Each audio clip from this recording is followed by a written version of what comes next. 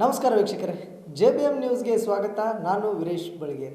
ಇದೇ ತಿಂಗಳು 9ನೇ ತಾರೀಕಿನಿಂದ ಬೆಳಗಾವಿಯ ಸುವರ್ಣಸೌಧದಲ್ಲಿ ಚಳಿಗಾಲ ಅಧಿವೇಶನ ನಡೆಯುತ್ತಿದ್ದು, ಈ ಚಳಿಗಾಲದ ಅಧಿವೇಶನದಲ್ಲಿ ರಾಜ್ಯ ಕಬ್ಬು ಬೆಳೆಗಾರರ ಸಂಘದವರು ಸುವರ್ಣಸೌಧ ಚಲೋ ಎನ್ನುವ ಪ್ರತಿಭಟನೆಯನ್ನು ಹಮ್ಮಿಕೊಂಡಿದ್ದು, ಇದರ ಭಾಗವಾಗಿ ಇಂದು ರಾಮದುರ್ಗ ಪಟ್ಟಣದ ಪ್ರೆಸ್ ಕ್ಲಬ್ನಲ್ಲಿ ರಾಜ್ಯ ಕಬ್ಬು ಬೆಳೆಗಾರರ ಸಂಘದ ಪ್ರಧಾನ ಕಾರ್ಯದರ್ಶಿಯಾದ NL ಭರತ್ರಾಜ್, ರಾಜ್ಯ ಸಮಿತಿ ಸದಸ್ಯ ಚಂದ್ರಗೌಡ ಪಾಟೀಲ್, ವೈಎಚ್ ಪಾಟೀಲ್ ಹಾಗೂ ಕಾರ್ಮಿಕ ಮುಖಂಡ ಗೈಬು ಜೈನೇಖಾನ್ ಮತ್ತು ನಾಗಪ್ಪ ಸಂಗೊಳ್ಳಿ ಅವರು ಪತ್ರಿಕಾಗೋಷ್ಠಿಯನ್ನು ನಡೆಸಿದರು. ಬನ್ನಿ ವೀಕ್ಷಿಸೋಣ. ಕರ್ನಾಟಕ ರಾಜ್ಯದ ಕಬ್ಬು ಬೆಳೆಗಾರ ರೈತರು ಏನಿದ್ದಾರೆ, ಟೋಟಲಾಗಿ ನಮಗೆಲ್ಲ ಹಿಡ್ಕೊಂಡಿರ್ತೀನಿ ನಾನು. ಆ ಕಬ್ಬು ಬೆಳೆಗಾರರು ಬೆಳೆದಂಥ ಕಬ್ಬಿನ ಬೆಲೆಗೆ ಒಂದು ನಿಗದಿತವಾದಂಥ ಬೆಲೆ ಕೊಡಬೇಕು ಅನ್ನುವಂಥದ್ದು ಒಂದು ಪ್ರಮುಖವಾದಂಥ ಬೇಡಿಕೆ. ಮತ್ತು ಎರಡನೇದು, ತೂಕದಲ್ಲಿ ಮೋಸ ಮಾಡ್ತಾರೆ. ನಾವು ಪ್ರೈವೇಟ್ ತೂಕ ಮಾಡಿಸಿದ್ರೆ 300 ಟನ್ ಆದರೆ ಅದು ಅಲ್ಲಿ ಹೋಗಿ ಮಾಡಿದರೆ 15-20 ಟನ್ ಕಮ್ಮಿ ಆಗ್ತದೆ. ಹೆಂಗೆ ಮಾಡಾಕ್ತಾರೆ ನಮ್ಗೆ ಗೊತ್ತಿಲ್ಲ. ಅದನ್ನು ನಾವು ಬೇಡಿಕೆ ಮೋಸ ಮಾಡಬಾರ್ದು ಅನ್ನುವಂಥದ್ದು. ಈ ರೀತಿ ಈ ಸಾಗಾಣಿಕೆ ದರ ರೈತರು ಕೊಟ್ಟಿರ್ತಾರೆ, ಆದರೆ ಅವರು ನಮಗೇನು ದರ ಫಿಕ್ಸ್ ಮಾಡಿರ್ತಾರೆ ಅದರ ಡಿಡಕ್ಷನ್ ಮಾಡ್ತಾರೆ, ಅದನ್ನು ವಾಪಸ್ ಕೊಡಬೇಕು ಅನ್ನುವಂಥ ನಿಟ್ಟಿನಲ್ಲಿ ಇಡೀ ಕರ್ನಾಟಕ ರಾಜ್ಯದ ಎಲ್ಲ ರೈತರು, ಕಬ್ಬು ಬೆಳೆಗಾರ ರೈತರು ಒಂದು 12ನೇ ತಾರೀಕಿಗೆ ಸುವರ್ಣಸೌಧ ಚಲೋ ಕಾರ್ಯಕ್ರಮ ಒಂದು ಹಮ್ಮಿಕೊಂಡಿದ್ವಿ. ಅದರ ಭಾಗವಾಗಿ ಇವತ್ತು ರಾಮದುರ್ಗದಲ್ಲಿ ಒಂದು ಪ್ರೆಸ್ ಮೀಟ್ ಮಾಡಿ ಅದನ್ನು ಇಡೀ ಬೆಳಗಾವಿ ಜಿಲ್ಲೆಗೆ ವಿಸ್ತರಿಸಬೇಕು ಅನ್ನುವಂಥ ನಿಟ್ಟಿನಲ್ಲಿ ಒಂದು ಪತ್ರಿಕಾಗೋಷ್ಠಿ. ಈ ಪತ್ರಿಕಾಗೋಷ್ಠಿಗೆ ಆಗಮಿಸಿದಂಥ ಕರ್ನಾಟಕ ಕಬ್ಬು ಬೆಳೆಗಾರ ಸಂಘದ ರಾಜ್ಯ ಪ್ರಧಾನ ಕಾರ್ಯದರ್ಶಿ ಭರತ್ ಕುಮಾರ್ ಅಂತೇಳಿ ಬಂದಿದ್ದಾರೆ, ಭರತ್ರಾಜ್ ಅಂತೇಳಿ. ಆಮೇಲೆ ರಾಜ್ಯ ಸಮಿತಿ ಸದಸ್ಯರು ನಮ್ಮ ಚಂದ್ರಗೌಡ ಪಾಟೀಲ್ ಮತ್ತು ಕೃಷಿ ಸಮಾಜದ ಅಧ್ಯಕ್ಷರಾದಂಥ ವೈಎಸ್ ಪಾಟೀಲ್ರು ಮತ್ತು ಕಾರ್ಮಿಕ ಮುಖಂಡರಾದಂಥ ನಾಗಪ್ಪ ಸಂಗೊಳ್ಳಿ ಹಾಗೂ ನಿಮ್ಮೆಲ್ಲರಿಗೂ ಸ್ವಾಗತವನ್ನು ಕೋರ್ತಾ ಈ ಒಂದು ಪತ್ರಿಕಾಗೋಷ್ಠಿಯನ್ನು ಪ್ರಾರಂಭಿಸಬೇಕಂತ ಹೇಳಿ ನಾನು ಭರತ್ರಾಜ್ ಅವರ ಹತ್ರ ವಿನಂತಿ ಮಾಡ್ತೀನಿ. ಕರ್ನಾಟಕ ಕಬ್ಬು ಬೆಳೆಗಾರ ಸಂಘದ ರಾಜ್ಯ ಪ್ರಧಾನ ಕಾರ್ಯದರ್ಶಿಯಾದಂತಹ ನಾನು NL ಭರತ್ರಾಜ್ ಅಂತ ಹೇಳಿ ಇವತ್ತು ಇಲ್ಲಿ ಒಂದು ಪತ್ರಿಕಾಗೋಷ್ಠಿಯನ್ನು ಮಾಡ್ತಾ ಇರ್ತಕ್ಕಂತಹ ಉದ್ದೇಶ ಏನಪ್ಪಾ ಅಂತ ಹೇಳಿದ್ರೆ, ಜನತೆಗೆ ಸಿಹಿಯನ್ನು ಗುಣಪಡಿಸ್ತಕ್ಕಂತಹ ರೈತರ ಬದುಕಿನಲ್ಲಿ ಬಹಳ ಕಹಿಯನ್ನು ಅನುಭವಿಸ್ತಾ ಇರ್ತಕ್ಕಂಥ ಪರಿಸ್ಥಿತಿಯನ್ನು ನಾವು ನೋಡ್ತಾ ಇದ್ದೀವಿ. ಕೇಂದ್ರ ಸರ್ಕಾರ FRPಯನ್ನು ನಿಗದಿಪಡಿಸ್ತಕ್ಕಂತಹ ಸಂದರ್ಭದಲ್ಲಿ ಕಬ್ಬು ಬೆಳೆಗಾರರಿಗೆ ವಂಚನೆಯನ್ನ ಮಾಡ್ತಾ ಇದೆ. ಯಾವ ರೀತಿ ವಂಚನೆಯನ್ನ ಮಾಡ್ತಾ ಇದೆ ಅಂತ ಹೇಳಿದ್ರೆ, ಸಕ್ಕರೆ ಇಳುವರಿಯ ಆಧಾರದ ಮೇಲೆ FRPಯನ್ನ ಅವ್ರದ್ದೇ ದೃಷ್ಟಿಯಲ್ಲಿ ಇರ್ತಕ್ಕಂಥದ್ದು ಏನಪ್ಪಾ ಅಂತ ಹೇಳಿದ್ರೆ, ನ್ಯಾಯಯುತವಾದಂತಹ ಲಾಭದಾಯಕವಾದಂತಹ ಬೆಲೆ ಅಂತ ಏನು ಕರೀತಾರೋ ಅದ್ರ ಅನ್ಯಾಯವನ್ನ ಮಾಡ್ತಾ ಇದೆ. ಮೊದಲು 9.5 ಸಕ್ಕರೆ ಇಳುವರಿಯ ಆಧಾರದ ಮೇಲೆ FRPಯನ್ನ ನಿಗದಿಪಡಿಸ್ತಾ ಇದೆ. ಇವತ್ತು ಅದನ್ನ ಏನ್ ಮಾಡಿದ್ದಾರೆ ಅಂತಂದ್ರೆ 10.25 ಸಕ್ಕರೆ ಇಳುವರಿ ಆಧಾರದ ಮೇಲೆ ಬೆಂಬಲ ಬೆಲೆಯನ್ನ ನಿಗದಿ ಮಾಡಿದ್ದಾರೆ. ಅಲ್ಲಿಗೆ 0.75ರಷ್ಟು ಸಕ್ಕರೆ ಇಳುವರಿಯ ಪ್ರಮಾಣ ಕಡಿಮೆ ಆಯಿತು ಅಂತಂದ್ರೆ 250 ರೂಪಾಯಿ ಕಡಿಮೆ ಆಗ್ತದೆ. 1% ಜಾಸ್ತಿ ಆಯಿತು ಅಂತ ಹೇಳಿದ್ರೆ ಅದಕ್ಕೆ 337 ರೂಪಾಯಿನ ಅಡಿಷನಲ್ ಕೊಡಬೇಕು. FRP ಪ್ರಕಾರವಾಗಿ ಅವ್ರದೇ ಬೆಲೆ ಪ್ರಕಾರವಾಗಿ ಇವತ್ತು 10.25 ಆದ ನಂತರದಲ್ಲಿ ಬರ್ತಕ್ಕಂಥ ಸಕ್ಕರೆ ಇಳುವರಿ 11.25 ಇಳುವರಿ ಬಂತು ಅಂತಂದ್ರೆ 3,400 ರೂಪಾಯಿ ಜೊತೆಗೆ 3,332 ರೂಪಾಯಿ ಅಡಿಷನಲ್ ಆಗಿ ಸೇರಿಸಿ ಕೊಡಬೇಕು. ಮತ್ತೆ ಅದೇ ರೀತಿಯಿಂದ ಅದು 12 ತನಕ ರೀಚ್ ಆಗ್ತದೆ ಅಂತ ಹೇಳಿದ್ರೆ ಮತ್ತೆ 250 ರೂಪಾಯಿನ ಸೇರಿಸಿ ಕೊಡಬೇಕು. ಅಲ್ಲಿ ಸರಿಸುಮಾರು 3,950 ರೂಪಾಯಿನ ಇಲ್ಲಿ ಬೆಳಗಾವಿ ಜಿಲ್ಲೆಯಲ್ಲಿ 12ರಷ್ಟು ಮತ್ತೆ 12.05ರಷ್ಟು ಇಳುವರಿ ಬರ್ತಾ ಇರತಕ್ಕಂತ ಕೆಲವು ಪ್ರದೇಶಗಳಿದೆ. ಹಾಗಾಗಿ 3,900ರಷ್ಟು ಅವರು ಇದನ್ನ ಕೊಡಬೇಕಾಗ್ತದೆ. ಅದು ನಮ್ಮದೇ ನಾವು ಕರ್ನಾಟಕ ಕಬ್ಬು ಬೆಳೆಗಾರ ಸಂಘ ನಮ್ಮ ಬೇಡಿಕೆ ಏನಪ್ಪಾ ಅಂತ ಹೇಳಿದ್ರೆ, ಪ್ರತಿ ಟನ್ ಕಬ್ಬಿಗೆ 5,500 ರೂಪಾಯಿನ ಬೆಂಬಲ ಬೆಲೆ ನಿಗದಿ ಮಾಡಬೇಕು. ಅದು 9.50 ಆಧಾರದ ಮೇಲೆ ಸಕ್ಕರೆ ಇಳುವರಿ ಆಧಾರದ ಮೇಲೆ ಕೊಡಬೇಕು ಅನ್ನೋದು ನಮ್ಮ ಒಂದು ಬೇಡಿಕೆ. ಮತ್ತೊಂದು ಕಡೆ ರಾಜ್ಯ ಸರ್ಕಾರ SAP ಸ್ಟೇಟ್ ಅಡ್ವೈಸರಿ ಪ್ರೈಸ್ ಅಂತ ರಾಜ್ಯ ಸಲಹಾ ಬೆಲೆಯನ್ನ ಕನಿಷ್ಠ 500 ರೂಪಾಯಿನ ಪ್ರತಿ ಟನ್ ಕೊಡಬೇಕು ಅನ್ನುವಂಥದ್ದು ನಮ್ಮ ಒಂದು ಬೇಡಿಕೆ. ಯಾಕೆಂತ ಹೇಳಿದ್ರೆ ಇವತ್ತು ಹರಿಯಾಣ, ಪಂಜಾಬ್ನಲ್ಲಿ ಪ್ರತಿ ಟನ್ ಕಬ್ಬಿಗೆ ಕೇಂದ್ರ ಸರ್ಕಾರ ಏನು ಘೋಷಣೆ ಮಾಡಿದೆಯೋ ಆ FRP ಜೊತೆಗೆ 900 ರೂಪಾಯಿಯನ್ನ ಪ್ರತಿ ಟನ್ಗೆ ಅಲ್ಲಿ SAPನ ನಿಗದಿಪಡಿಸಿದೆ. ಉತ್ತರ ಪ್ರದೇಶದಲ್ಲಿ 250 ರೂಪಾಯಿ ಇದೆ, ಅದೇ ರೀತಿ ತಮಿಳುನಾಡಿನಲ್ಲಿ 250 ರೂಪಾಯಿ ಇದೆ. ಮತ್ತೆ ಕೆಲವು ರಾಜ್ಯಗಳಲ್ಲಿ SAPಯನ್ನು ನಿಗದಿಪಡಿಸಿದ್ದಾರೆ. ನಮ್ಮ ರಾಜ್ಯದಲ್ಲಿ ಆ ರೀತಿ ಸ್ಟೇಟ್ ಅಡ್ವೈಸರಿ ಪ್ರೈಸ್ ಅನ್ನ ನಿಗದಿ ಮಾಡಲಿಲ್ಲ. ಅದು 22 ಮತ್ತು 23ನೇ ಸಾಲಿನಲ್ಲಿ ಪ್ರತಿ ಟನ್ ಕಬ್ಬಿಗೆ 150 ರೂಪಾಯಿಯನ್ನ ಎಥನಾಲ್ ಉತ್ಪಾದನೆ ಮಾಡ್ತಕ್ಕಂಥ ಸಕ್ಕರೆ ಕಾರ್ಖಾನೆಗಳು 150 ರೂಪಾಯಿಯನ್ನು, ಎಥನಾಲ್ ಉತ್ಪಾದನೆ ಮಾಡದಿರ್ತಕ್ಕಂಥ ಸಕ್ಕರೆ ಕಾರ್ಖಾನೆಗಳು ಪ್ರತಿ ಟನ್ಗೆ 100 ರೂಪಾಯಿನೂ ಕೊಡಬೇಕು ಅಂತೇಳಿ ರಾಜ್ಯ ಸರ್ಕಾರ ಆದೇಶವನ್ನು ಮಾಡ್ತು. ಆದರೆ ಆದೇಶ ಇಲ್ಲಿ ತನಕ ಜಾರಿಯಾಗಲಿಲ್ಲ ಅಂತನ್ನುವಂಥದ್ದು. ಮತ್ತೊಂದು ಕಡೆ ಸಕ್ಕರೆ ಇಳುವರಿಯಲ್ಲಿ ಮೋಸ ನಡೀತಾ ಇದೆ. ಯಾಕೆಂತಂದ್ರೆ ಸಕ್ಕರೆ ಇಳುವರಿಯನ್ನು ಪರೀಕ್ಷೆ ಮಾಡ್ತಕ್ಕಂಥದ್ದು ಯಾರಿದ್ದಾರೆ ಇವತ್ತು? ಸಕ್ಕರೆ ಕಾರ್ಖಾನೆಯ ಮಾಲೀಕರುಗಳನ್ನೇ ನಮ್ಮ ಕಾರ್ಖಾನೆಯಲ್ಲಿ ಇಷ್ಟು ಪ್ರಮಾಣದ ಸಕ್ಕರೆ ಅಂಶ ಇದೆ ಅಂತೇಳಿ ಘೋಷಣೆ ಮಾಡ್ತಕ್ಕಂಥದ್ದಿದೆ. ಅದಕ್ಕೆ ನಮ್ಮ ಒತ್ತಾಯ ಏನು? ಕಬ್ಬು ಬೆಳೆಗಾರರ ಪ್ರತಿನಿಧಿಗಳು ಒಳಗೊಂಡಂತಹ ಮತ್ತೆ ಫುಡ್ ಡಿಡಿ ಮತ್ತೆ ಸಕ್ಕರೆ ಸಂಸ್ಥೆಯ ವಿಜ್ಞಾನಿಗಳು ಒಳಗೊಂಡಂತಹ ರೀತಿಯ ಒಂದು ಸಮಿತಿಯನ್ನು ರಚನೆ ಮಾಡಬೇಕು. ಅವರ ಸರ್ಪ್ರೈಸ್ ವಿಸಿಟ್ ಅನ್ನು ಕೊಟ್ಟು ಕನಿಷ್ಠ ತಿಂಗಳಲ್ಲಿ 2 ಬಾರಿ ಹೋಗಿ ಅವರು ಅದನ್ನ ಸಕ್ಕರೆಯ ಪ್ರಮಾಣವನ್ನು ಪರೀಕ್ಷೆ ಮಾಡಬೇಕು ಅಂತಕ್ಕಂಥದ್ದು. ಯಾಕೆ ಅಂತ ಹೇಳಿದ್ರೆ ತಮಗೆಲ್ಲ ಗೊತ್ತಿರುವಾಗ ಏನೇನೆ ಒಂದು ಸಕ್ಕರೆ ಉದ್ಯಮಪತಿಗಳು ಸೇರಿದಾಗ ಏನೇನೆ ಮತ್ತೆ ಕೃಷಿ ಇಲಾಖೆಯು ಸೇರಿದಾಗ ಏನೇನೆ ಯಾವುದಾದ್ರೂ ಕಬ್ಬಿನ ಬಿತ್ತನೆ ತಳಿಯನ್ನ ನಾವು ಇಂಟ್ರೊಡ್ಯೂಸ್ ಮಾಡತಕ್ಕಂಥ ಸಂದರ್ಭದಲ್ಲಿ ಅದರ ಸಕ್ಕರೆ ಪ್ರಮಾಣ ಎಷ್ಟು ಬರ್ತದೆ ಅಂತ ಹೇಳಿ ಇಂಟ್ರೊಡ್ಯೂಸ್ ಮಾಡ್ತಾರೆ. ಉದಾಹರಣೆಗೆ 86-0-32 ಅಂತ ಒಂದು ತಳಿ ಇದೆ. ಆ 86-0-32 ಅಂತಕ್ಕಂಥ ಒಂದು ತಳಿ 11ರಿಂದ 12% ಇಳುವರಿ ಬರ್ತದೆ ಅಂತ ಹೇಳಿ ಕೃಷಿ ವಿಶ್ವವಿದ್ಯಾನಿಲಯದ ವಿಜ್ಞಾನಿಗಳು ನಮಗೆ ರೆಕಮೆಂಡ್ ಮಾಡಿದ್ದಾರೆ. ರೆಕಮೆಂಡ್ ಮಾಡಿದ್ದಾರೆ, ಬಿತ್ತನೆಯನ್ನು ರೆಕಮೆಂಡ್ ಮಾಡಿದರೆ ಅದನ್ನು ಒಪ್ಕೊಂಡೇ ಕಾರ್ಖಾನೆ ಮಾಲೀಕರು ಸಹ ರೈತರುಗಳಿಗೆ ಬಿತ್ತನೆಯನ್ನು ಕೊಟ್ಟಿದ್ದಾರೆ. ಆದರೆ ಇವತ್ತು ಕೆಲವು ಕಾರ್ಖಾನೆಗಳು ಅದನ್ನು 9:15 ಬರ್ತದೆ, 9:15 ಬರ್ತದೆ ಅಂತ ಹೇಳಿ ತೋರಿಸ್ತಾರೆ. ಅಲ್ಲಿ ಮೋಸ ನಡೀತಾ ಇದೆ ಅಂತಕ್ಕಂಥದ್ದು ಸಹಜವಾಗಿ ನಮಗೆ ಗೊತ್ತಾಗ್ತದೆ. ಇಲ್ಲಾಂದ್ರೆ ಯಾರು ರೆಕಮೆಂಡ್ ಮಾಡಿದಾರೋ ರೆಕಮೆಂಡ್ ಮಾಡಿರ್ತಕ್ಕಂಥ ಮೋಸ ಮಾಡಬೇಕು, ಇಲ್ಲಾಂದ್ರೆ ಕಾರ್ಖಾನೆಯವರು ಯಾರು ಘೋಷಣೆ ಮಾಡ್ತಿದ್ರೆ ಅವರು ಮೋಸ ಮಾಡಿರ್ಬೇಕು ಅಂತಕ್ಕಂಥದ್ದು ಸಹಜವಾಗಿ ನಮಗೆ ಗೊತ್ತಾಗ್ತಾ ಇರ್ತಕ್ಕಂಥದ್ದು. ಮತ್ತೆ ತೂಕ ವಿಚಾರದವಾಗಿ ಏನೇನೆ ವೇ ಬ್ರಿಡ್ಜ್ಗಳಲ್ಲಿ ದೊಡ್ಡ ರೀತಿಯಾದಂಥ ಮೋಸ ನಡೀತಾ ಇದೆ.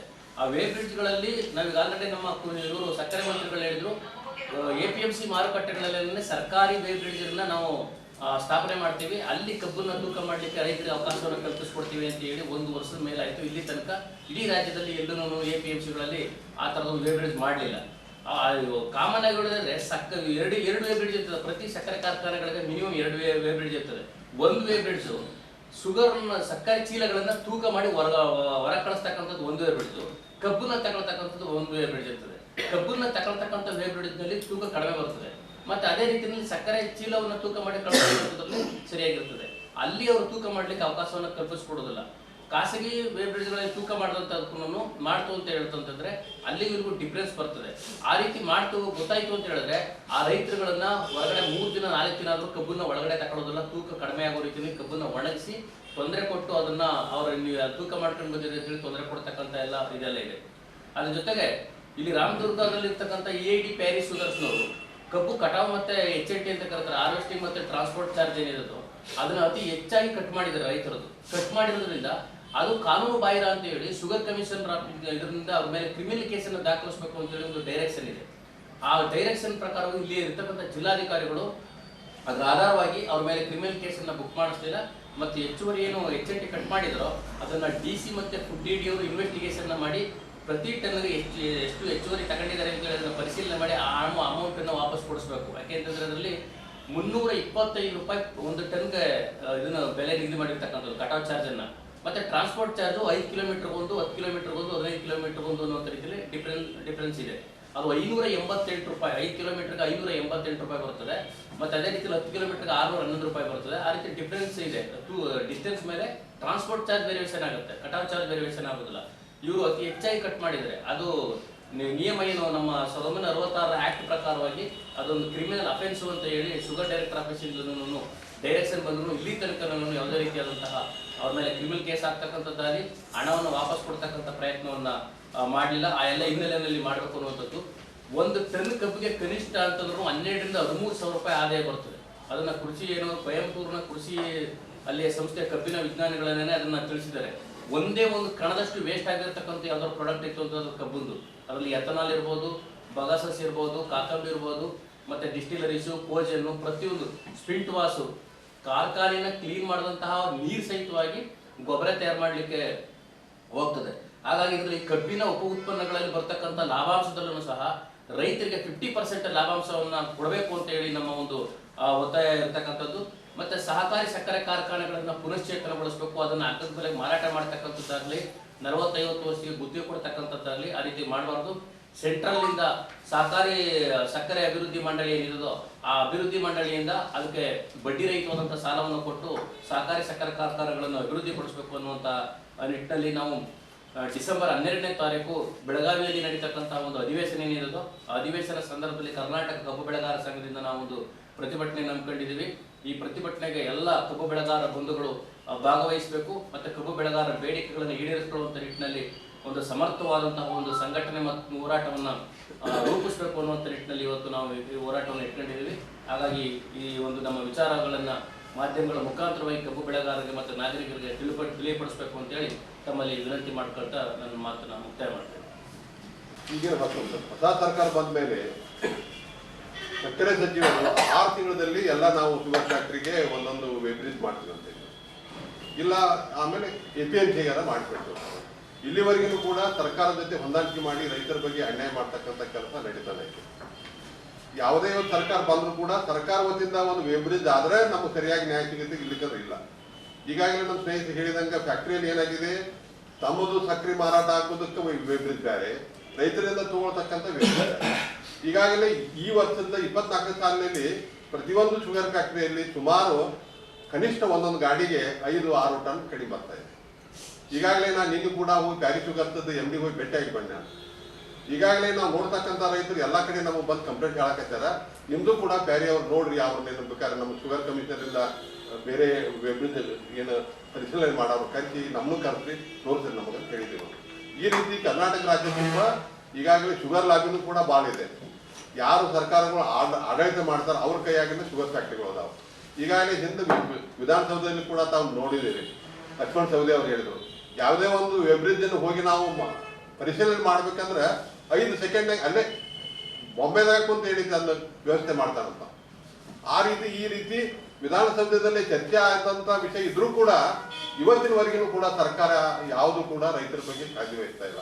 ಅದಕ್ಕೆ ಈ ವರ್ಷ ಕೂಡ ಸೀರಿಯಸ್ ಆಗಿ ನನ್ನ ಅನಿಸಿದ ಮಟ್ಟಿಗೆ ಈ ವರ್ಷದಂತ ತೂಕದ ಮೋಸ ಯಾವಾಗೂ ಆಗಿಲ್ಲ. ಮೊನ್ನೆ ಹೋಗಿ ನಿರಾಣಿ ಫ್ಯಾಕ್ಟ್ರಿ ಹೋಗಿ ನೋಡಿ ಬನ್ನಿ, ಮುದೋಳಕ್ಕೆ ಹೋಗಿ ನೋಡಿ ಬನ್ನಿ, ಎಲ್ಲಾ ಕೂಡ ರೈತರು ಕೂಡ ತಮ್ಮ ರೈತರದ್ದು 1 ಎಕರೆಗೆ 10ರಿಂದ 12 ಟನ್ ಕಡಿಮೆ ಬರಾಕತ್ತೈತೆ ಅಂತ ಹೇಳ. ಅದಕ್ಕೆ ದಯವಿಟ್ಟು ಕೂಡ ಸರ್ಕಾರ ತಕ್ಷಣ ಸರ್ಕಾರ ವತಿಯಿಂದ ವೆಬ್ರಿಜ್ಗಳನ್ನ ಮಾಡ್ಬೇಕಂತ ತಿಳ್ಕೊಂಡು ನಾವು ಒತ್ತಾಯ ಮಾಡ್ತೀವಿ.